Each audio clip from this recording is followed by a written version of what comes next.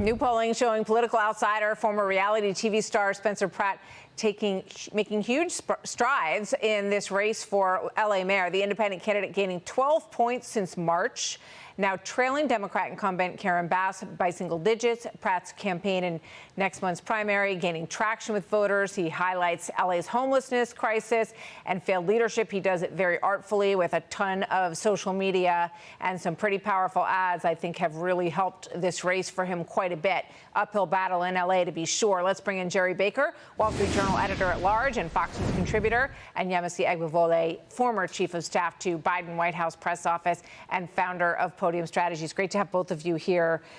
So obviously this has Mayor Karen Bass, Gerry, pretty nervous. And let's just pop up these numbers. You've got, for this race, you've got 1.2 Democrats in Los Angeles, 515,000 no party affiliation, and 326 who declare themselves as Republicans in Los Angeles. What are your thoughts on this, Gerry?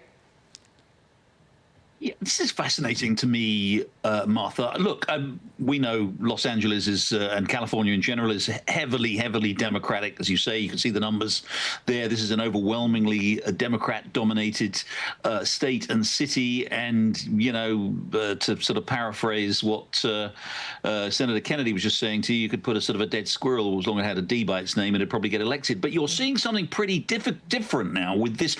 But it does look like voters are so fed up with the mismanagement and the corruption and the incompetence that we've seen from Democrats in control of California and its cities in the last 10, 20 years. The wildfires, of course, last year, which were greatly exacerbated by poor management, the crime, the homelessness that you talked about. There's a beginnings of a hunger.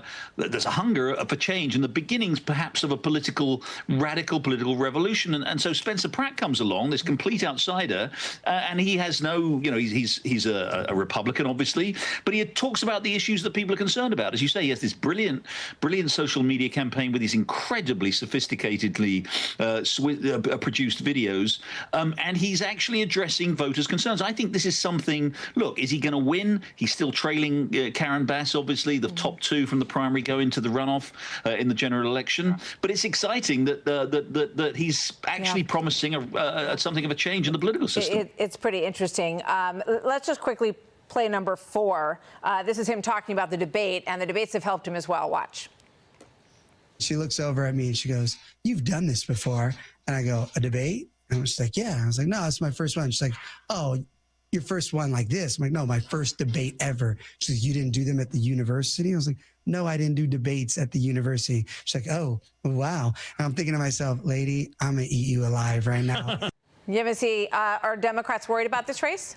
He's an independent, by the way. I think they should be. Go ahead.